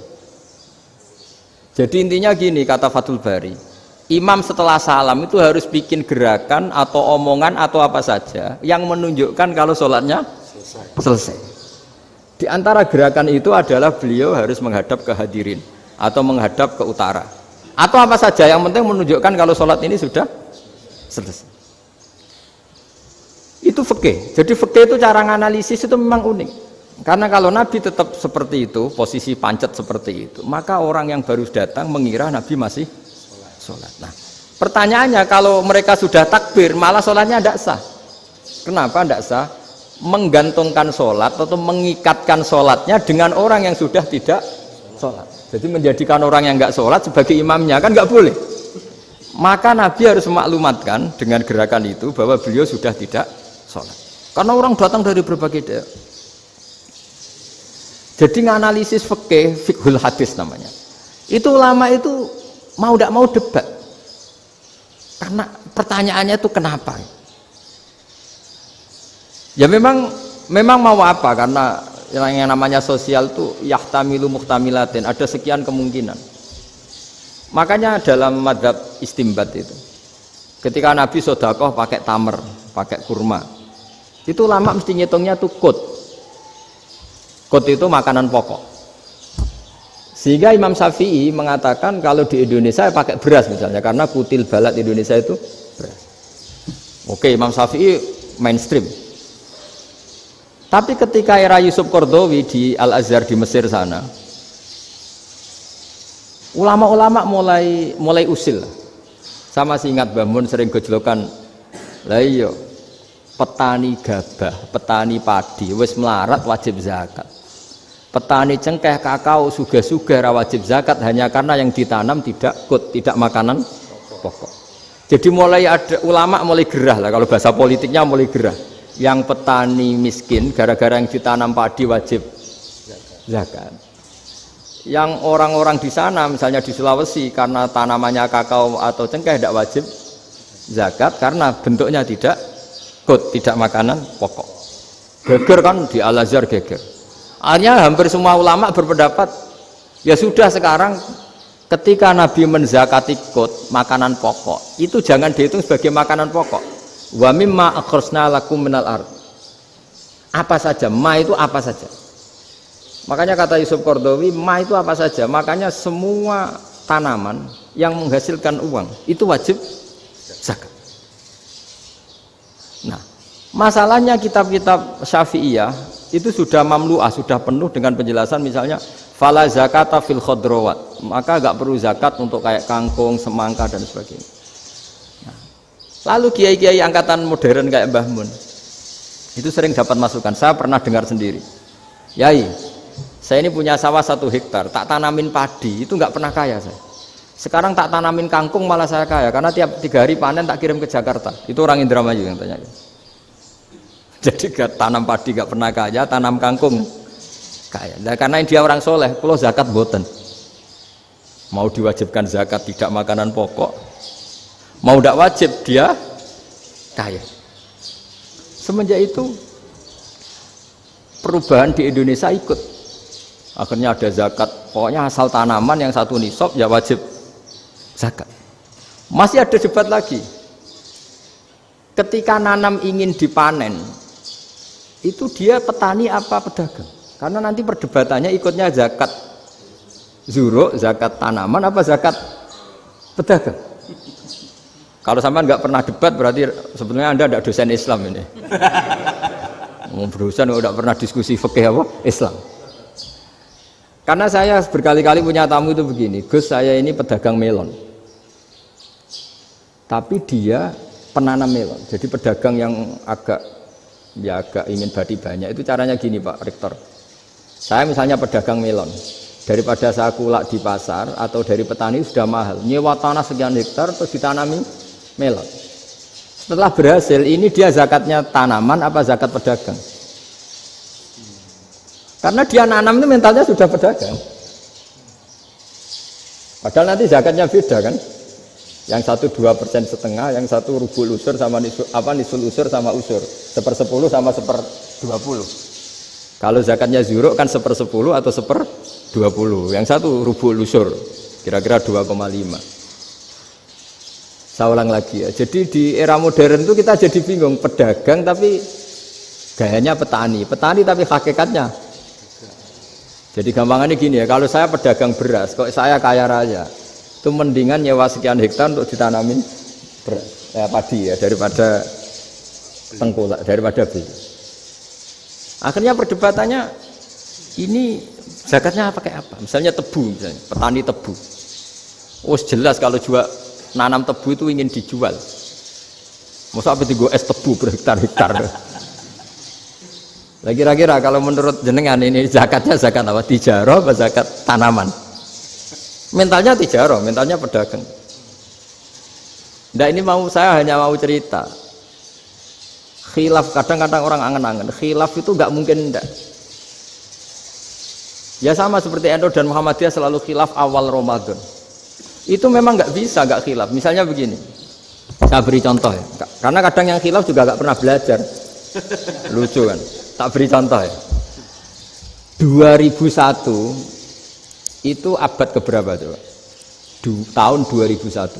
Abad 21 abad 20? Abad 21. Jadi meskipun terpaut 1 tahun, padahal abad itu 100 tahun. Nah, pikirannya orang-orang Muhammadiyah seperti itu. Hilal kalau sudah melewati garis ufuk, meskipun setengah derajat atau 1 derajat itu sudah ikut bulan berikutnya, sehingga ya sudah meskipun sekian derajat sudah dianggap Ramadan. Nah pikirannya orang NU enggak, harus ru'yah bil fi'li. Itu sebetulnya lagi-lagi sebenarnya enggak masalah NU dan Muhammadiyah, itu di kitab-kitab ya seperti itu. Kita ini enggak biasa goblok ya, artinya kita yang keluarga kiai tahunya kunut mazhab Hanafi, enggak kunut mazhab Syafi'i, tapi tahu-tahu ini mazhab NU, ini mazhab itu. Aneh itu menurut kita ini anggap apa? Mana ada Muhammadiyah jadi mustahid, mana ada NU jadi mustahid. Jadi sebetulnya orang tahu semua lah, kalau Abu Hanifah itu tidak kunut, Imam Syafi'i itu kunut. Imam Syafi'i pernah main di masjidnya Abu Hanifah ya tidak kunut, ditanya kenapa tidak kunut? Jenengan itu presiden kunut, tidak sanggup mati Abu Hanifah, dulu biasa aja. Sekarang geger, ya karena tidak punya kegiatan. Sebenarnya itu nggak masalah, mulai dulu biasa. Saya teruskan ya. Nah, menurut mayoritas ulama nunggu ru'yah bil fi'li. Ru'yah bil fi'li itu gini. Mata telanjang bisa melihat, karena agama ini menggantungkan perintah itu sama melihat. Kalau kamu tidak melihat itu bagaimana kena hukum? Ibarat gini, Pak Rektor datang ke rumah saya, tapi saya nggak tahu. Kena nggak saya hukum harus menghormati? Dia datang nggak sembunyi-sembunyi. Saya kena hukum harus menghormati ya kalau melihat, kalau enggak ya enggak. Tapi Pak Rektor tetap bilang Itu tapi saya hakikatnya datang, jadi saya datang itu. Itu kan ribet. Akhirnya ya sudah itu nggak ada khilaf sampai mati ada khilaf karena yang satu menggantungkan hukum itu digantungkan sama tahu. Kalau tidak tahu ya, misalnya baju saya ini hakikatnya ada najis, pas sholat saya tidak tahu, sholat saya sah apa enggak? Sah. Karena hakikatnya ya memang saya tidak tahu, tapi hakikatnya ada najis apa enggak? Ada. Ya sudah itu sama-sama masuk akal. Ada lagi khilaf yang senam otak. Fasyamu salasati ayamin fil haji wa sab'atin idza raja'tum. Singkat cerita ada satu pelanggaran haji yang kata Allah kafarohnya itu puasa 3 hari sama 7 ketika kamu pulang, idza raja'tum, ketika kamu pulang. Dalam mazhab Syafi'i yang namanya pulang itu yang haji sudah sampai rumah. Di mana-mana pulang itu ya sampai rumah. Dalam mazhab Abu Hanifah enggak, ketika orang sudah balik kanan dari Arab Saudi, dari Mekah, ya namanya sudah pulang. Misalnya gini, ini Pak Rektor pamit saya, Pak Haris. Gus, Pak Haris mana? Ya sudah pulang kata saya, padahal sampai Pandangan sampai depan. Tapi bagi keluarganya belum pulang. Lah lalu idza raja'tum ketika pulang itu bahasanya siapa? Bahasa istrinya apa bahasa yang ditamoni? Kamu ditamoni orang, terus kamu tamunya mana? Sudah pulang. Tapi tanyakan istrinya, belum pulang. Jadi khilaf-khilaf gini kok jadi geger itu kan goblok banget maksud saya itu. Jadi biasa, gini itu biasa. Jadi ya karena memang ini bukan masalah akidah, ini masalah furu'iyah, masalah fikih itu masalah furu'iyah. Mau tidak mau harus beda. Misalnya di sholat juga gitu. Wa ayyuku udin ko adal musolli sokat sholatu. Duduk dengan gaya apapun itu sholatnya sah. Sehingga sampean kalau haji atau umroh, orang Arab itu jenenge duduk ngenak-enak awak di kursi.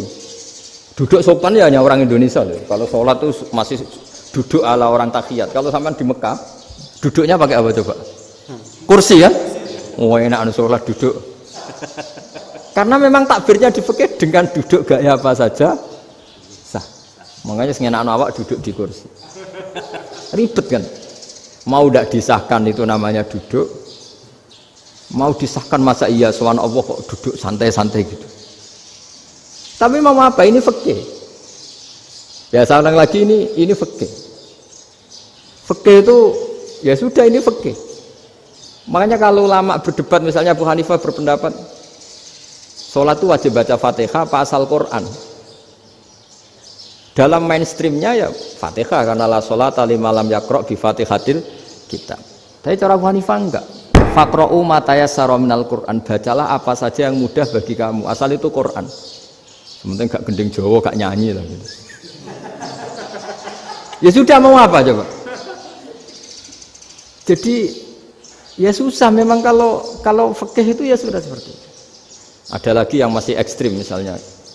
Yang namanya menyembelih hewan itu gimana coba? Dari hidup ke mati, apa pasti mati disembelih? Cara mazhab Imam Syafi'i yang namanya menyembelih itu penyembelian harus menjadi sebab kematian. Itu yang sah. Seorang lagi penyembelian menjadi sebab kematian yang syar'i. Sehingga beliau mensyaratkan hewan yang disembelih ini masih punya hayatun mustaqirrah, punya kehidupan yang normal. Sehingga kalau nggak disembelih ya hidup. Sehingga kalau ada hewan ketabrak truk kejet-kejet mesti mati ini buat sembelih. Itu nggak sah karena nggak usah disembelih ya wes mati kan. Karena ini hanya nunggu koordinasi Israel kan, dia kejet-kejet itu kan prosedur itu. Tapi tidak disembelih pun mati. Tapi cara mazhab Malik enggak. Pokoknya anggere jek duwe nyawa jenenge kewan urip. Dengan kamu sembelih berarti matine mergo mbok sembelih. Meskipun nanti ya enggak usah disembelih ya mati. Coba hitung secara ilmu matematika. Kalau enggak disembelih hidupnya 5 menit. Gara-gara kamu sembelih hidupnya langsung mati. Terus dia matinya, cara di persidangan matinya disebabkan apa? Disebabkan disembelih apa kecelakaan? Loh, ya debat toh kamu. Sama-sama UMM aja debat.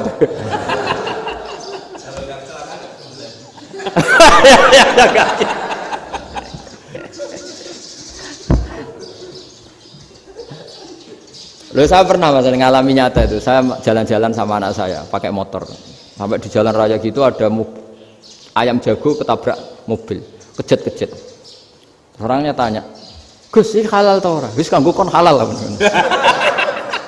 Suatu saat dia enggak terima kan, tanya, "Kenapa, Gus?" "Ya nak kiai ra pantes, mosok kewan mesti mati nek tak sembelih, nak ra kiai pantes." Karena aku tahu kamu tuh gak kiai, mesti motifnya itu mergo jago, jajal cilik gak mau takokno. Adekan ayam itu bayi kan gak ditanyakan. Kejet-kejet mati rak lah wong cilik wae. Tapi masalahnya ini kan jago. Eman itu. Tapi secara fikih pertanyaannya tadi. Hewan yang sudah tidak punya hayatun mustaqirrah, dia hanya punya al-hayat al-ittiroriyah, dia punya harokah ittiroriyah. Dia mati kejet-kejet memang prosedur mati harus seperti itu. Mbok kecelakaan kayak apa, kalau mati kan kejet-kejet dulu. Nah ketika kejet-kejet ini pertanyaannya ini kan hidup apa mati namanya? Enggak, namanya hidup apa mati? Pas kejet-kejet itu hidup. Cara Imam Malik itu hidup. Ya sudah, kalau hidup disembelih ya halal. Karena misalnya nanti kalau nggak disembelih matinya kan 2 menit lagi, gara-gara disembelih mati sekarang. Tetap penyebab kematian itu nyembelih. Penyembelian ini sebab kematian. Tapi kalau Imam Syafi'i enggak, cara berpikir wes nemen, paling roh besok kaget langsung mati. Kalau gitu berarti kamu nyembelih barang mati. Jadi fikih itu kadang unik. Makanya ketika ngitung fikih itu unik ya. Orang keluar mani wajib apa? Mandi kan. Terus Imam Syafi'i ditanya, kenapa kalau orang kelahiran juga harus mandi? Namanya nifas. Fa innal walada waliyun munakidun. Ya, anak ya mani yang menggumpal. Bedanya apa anak dengan mani itu? Jadi fikih itu kadang lucu, di rumah-rumah tenan juga lucu. Keluar mani wajib mandi. Berarti kalau keluar anak ya wajib mandi karena hakikatnya anak adalah mani yang mengkristal. Terus usia sudah di dosan macam-macam itu kan hakikatnya mani. Itu fikih. Nah terus ditanya, kenapa kalau lahir langsung mati tidak wajib disolati? Ya jawabannya Mas Syafi'i lucu. Di mana-mana sholat itu nyolati mayit. Yang namanya mayit itu pernah hidup terus mati. Kalau itu ndak mayit ya sudah. Jadi kadang, nah iya kan disebut sholat mayit. Yang namanya mayit itu apa? Pernah hidup. Nah ini kan ndak pernah hidup. Maka ya sudah seperti itu. Jadi nggak khilaf itu ndak mungkin. Nah, kalau qit'atul lahmin, kalau hanya potongan daging, mungkin wah itu tidak manusia karena qit'atul lahmin. Sekarang pertanyaannya, kalau sudah berbentuk manusia, meskipun tidak pernah hidup, nah ini mulai perdebatan karena melihat tidak pernah hidup itu nggak memenuhi syarat, tapi melihat ini sudah suratu adamiyin, bentuknya sudah. Nah kira-kira gitu perdebatan fikih. Makanya dulu awal mula zaman sahabat itu sudah debat. Masyhur kan. Nabi ada kontingen ke Bani Quraidah. Ya kalau kira-kira saya minta Pak Rektor kamu jangan kalau ke Malang jangan sholat asar kecuali sampai Tuban. Sebelum Tuban ternyata matahari mau tenggelam. Terus Pak Rektor milih, wah sudah sholat di Bulu. Padahal belum Tuban. Padahal saya bilang jangan sholat asar kecuali di Tuban. Yang Pak Haris enggak, tetap sholat di Tuban meskipun matahari sudah tenggelam. Karena Nabi menyebut Tuban. Singkat cerita, zaman itu kan Bani Quraidah. La tusolliyanal asra illa fi Bani Quraidah. Kalian semua jangan sholat asar kecuali sampai Bani Quraidah. Ternyata di tengah perjalanan matahari sudah mau tenggelam, kira-kira kurang 2 menit atau 3 menit. Sahabat-sahabat sudahlah kita sholat asar di sini. Kalau sampai sana pasti sudah tenggelam. Separuh sholat. Yang separuh enggak, kata Nabi harus di Bani Quraidah. Ya sudah nunggu di Bani Quraidah meskipun matahari sudah tenggelam. Sehingga cerita 2 kelompok ini matur, ya Rasulullah kita ngalami ini perdebatan gini-gini. Di semua riwayat di hadis-hadis sahih disebut falam yu'annif wahidan minhuma. Nabi tidak menyalahkan salah satunya atau enggak menyalahkan dua-duanya. Itu bahasa Indonesia juga ribet, yang benar gimana itu? Enggak menyalahkan salah satunya, apa enggak menyalahkan dua-duanya? Gimana bahasa benarnya? Salah satunya. Salah satunya itu dua-duanya? Iya. Enggak, kalau bahasa Indonesia tidak menyalahkan Kedua-duanya. Kedua-duanya apa salah satunya yang benar? Kedua-duanya. Kedua-duanya. Bahasa Indonesia itu ya kadang ruwet ya. Orang pinter kayak Pak Habibie itu namanya ya orang luar biasa. Nanti sekolahnya orang-orang idiot itu ya sekolahan luar biasa. Orang pinter banget bahasa Indonesianya ya luar biasa. Kalau sekolah untuk orang-orang yang idiot juga luar biasa. Jadi kalau dipuji luar biasa itu gak jelas ini luar biasa ya. Gak jelas kadang bahasa kita ini kadang ya gak jelas. Nah itu gak menyalahkan dua-duanya apa salah satunya? Keduanya, tidak menyalahkan kedua-duanya. Misalnya dibahasakan gak menyalahkan salah satunya, benar apa salah? Benar. Benar kata ya sudah benar semua. Jadi itu bukti bahwa ijtihad itu boleh. Saya ulang lagi, bukti bahwa ijtihad itu boleh. Padahal ini jelas yang satu harus sholat asar, padahal matahari sudah tenggelam. Makanya di antara fikih unik itu begini. Saya ulang lagi fikih unik. Saya menyaksikan betul ketika ada orang tanya Mbah Mun saya ini Kopassus. Kadang latihan itu sampai waktu zuhur habis. Saya harus bagaimana? Jawabannya Mbah Mun itu unik. Sementing ojo ngosor sholat. Engkau yo niat jamak, atok kodok katanya. Singkat cerita terus orang ini diskusi sama saya karena ini ya alim pernah mondok. Kenapa qashar tidak boleh? Karena qashar itu ekstrim, merubah bentuk sholat dari 4 menjadi 2. Maka alasannya harus jelas.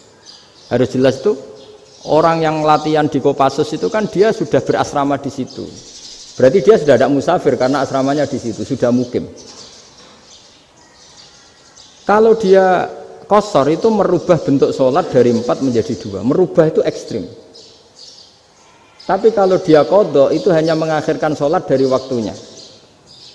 Kira-kira kalau kamu jadi malaikat ekstrim mana? Merubah sama menunda? Ekstrim merubah kan? Karena 4 menjadi 2. Terus ojo jamak takdim tapi jamak takhir. Itu juga penting.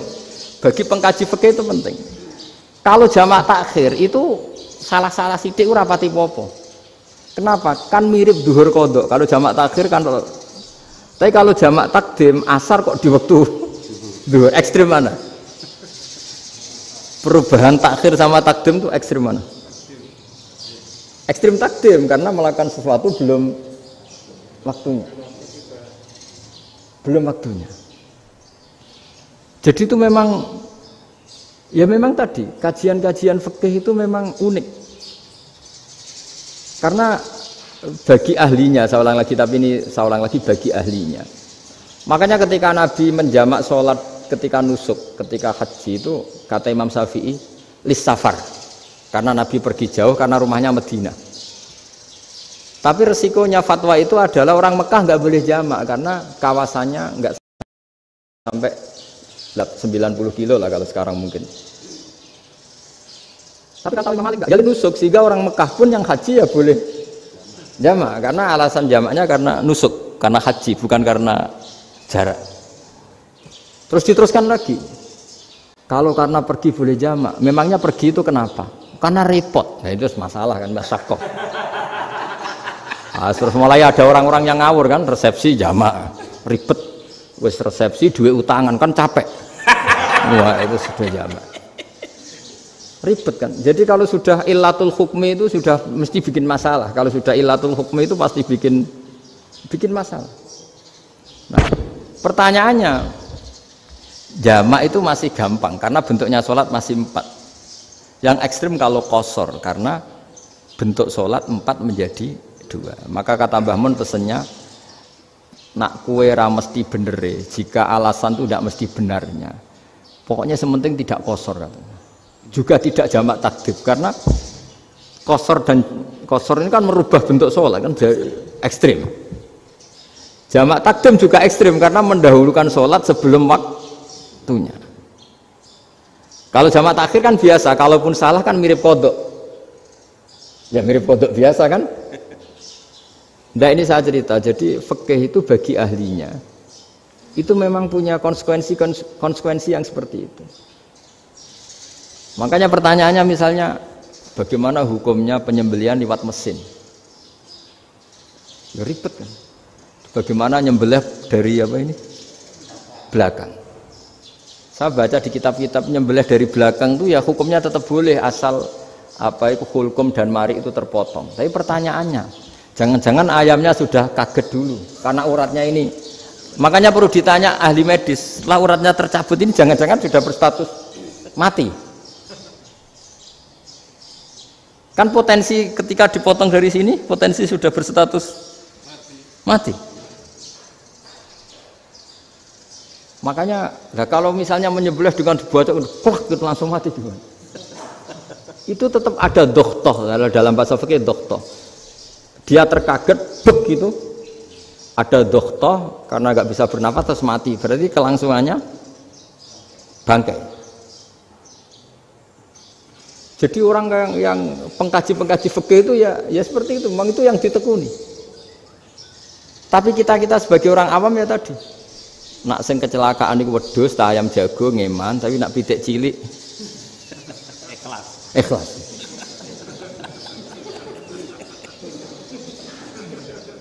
Makanya ada pertanyaan orang-orang, saya pernah ditanya itu ya bingung tenan. Gus, kalau ada orang mati oplosan misalnya, jenengan datang sholat enggak? Ya datang sholat kan, dia orang mukmin, saya tetap sholat. Kenapa? Ya kan matinya oplosan. Tapi andaikan tokoh yang mati, kamu sholat enggak? Ya sholat kan dia tokoh. Jadi ribet. Fikih itu ribet. Makanya Imam Nawawi nanti ngendikan gini.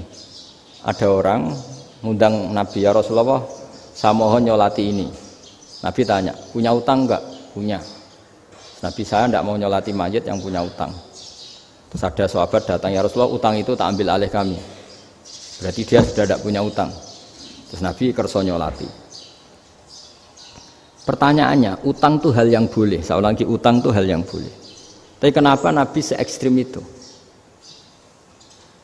Tapi ketika Nabi mau kondur itu ngendikan gini, ini PR ya bagi UMM ini PR ya. Nabi sebelum kondur bilang gini, sallu ala sahibikum. Jong saya tidak nyolati ini, tapi tolong ini disolati.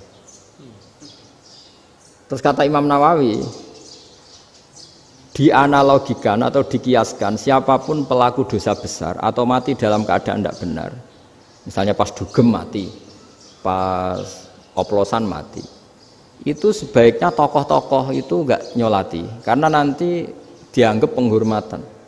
Misalnya ketua PP Muhammadiyah rektor nyolati wong mati oplosan kan keren. Mati oplosan disolati rektor. Ya sudah, tapi kalau nggak disolati nanti ada tradisi yang keliru, yaitu janazatul muslim tidak ngalami disolati. Padahal siapapun yang muslim janazahnya harus disolati. Makanya setengah-tengah ya rasa rektor lah, satpam pokoknya kudu tetap ada yang sholat gitu. Itu kata Imam Nawawi. Jadi ketika ada orang mati nggak benar, itu sebaiknya tokoh-tokohnya nggak ikut nyolati, tapi awamun nas, orang kebanyakan ikut sholat. Jadi fikih itu agak jelimet karena tadi ketika tokoh ini nyolati, pertanyaannya bedanya apa mbek sing mati ning masjid mbek mati oplosan? Karena sama-sama semua orang nyolati kan, tidak ada sanksi sosial itu. Tapi ketika nggak disolatkan sama sekali, wah lebih parah lagi. Ini ada janazatul muslim tidak disolati.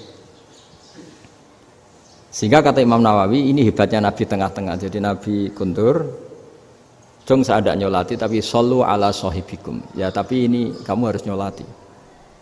Kata Imam Nawawi, orang yang mati bunuh diri, orang yang mati oplosan, orang mati secara nggak benar itu asal dia muslim tetap wajib disolati karena sholat ini hakul muslim. Kan seorang muslim diantara haknya apa? Ketika mati dikafani, dimandikan, disolati. Tapi ini masalahnya matinya pas murtakibul kabiroh, pas melakukan dosa besar. Dan itu sebab kematiannya. Kalau dia oplosan, kan sebab matinya ya karena oplosan. Ya kan terus ribet. Mau disolati oleh, apalagi misalnya kita ketua ulama, kemudian terkenal wali, wah keren, mati oplosan disolati wali, kan ribet kan. Nanti yang repot malaikatnya. Itu ya, ini yang nggak kata bahaya. Saya pernah baca kitab itu yang repot malaikatnya. Itu ada yang bilang gini, Orang yang punya hutang itu pasti nanti hisabnya berat. Diaudit malaikat sampai bisa nyaur hutangnya. Sementara malaikat kena konstitusi, kalau Nabi mendoakan harus mustajab. Ini kan ada dua hukum yang berlawanan. Sekali Nabi berdoa, Allahumma ighfir lahu warhamhu, itu harus dituruti malaikat. Nggak boleh doanya Nabi nggak dituruti malaikat. Sementara aturan Islam juga harus dituruti, bahwa orang yang punya utang harus tersandra oleh utangnya. Lain asing dunia Pak Haris kan, nggak TNO, nggak ngefek gitu. Jadi misalnya Pak Haris dungo sampai nangis, Allahumma ighfir lahu, kan nggak ngefek. Malaikat nggak itu, nggak sudah lah. Tapi kalau Nabi yang berdoa kan harus dituruti. Ini masalahnya kan itu. Nah kalau diturutin berarti hutangnya harus bebas. Padahal secara aturan harus tersandra karena punya hutang. Dan nanti sama kalau yang mati oplosan ini yang doain wali, kok wali sampai Allahumma ighfir lahu. Doanya wali kan harus terkabul. Sementara secara hukum dia harus kena sanksi karena oplosan tadi. Daripada ngerepotno malaikat, sudahlah wali-wali ini tidak usah ikut nyolatin, yang nyolati ya orang-orang nggak jelas ini, sehingga kan malaikat kan santai aja kalau mau nyiksa. Loh tapi kan sudah didoain, nggak ngefek. Karena doanya orang-orang nggak penting. Itu ada tuh di sarah Muslim itu. Di sarah Muslim di bab ketika Nabi ngintikan babu qauli Rasulullah sallallahu alaihi wasallam, sallu ala sahibikum. Jadi belajar fikih itu asik.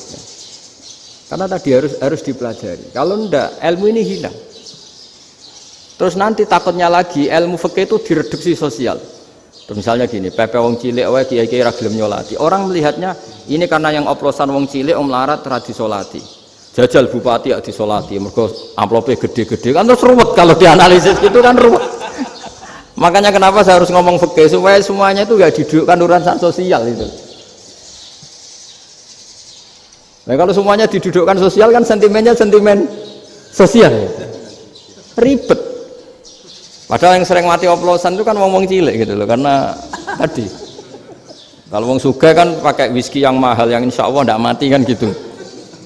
Yang mati kan ya mergo pertos macam-macam itu kan. Artinya ini kalau nggak diterangkan secara fikih, kiai-kiai yang nggak datang dikira masalah sosial kan. PP salam tempel era gede terus nggak datang kan terus jadi ribet. Ya makanya ini lewat pengajian ini supaya sampean lebih tahu ya bahwa khazanah Islam ini kata beberapa ulama kafatal linnas, maknanya semuanya, sehingga Allah akan mentakdirkan kajian Islam akan ada di seluruh dunia.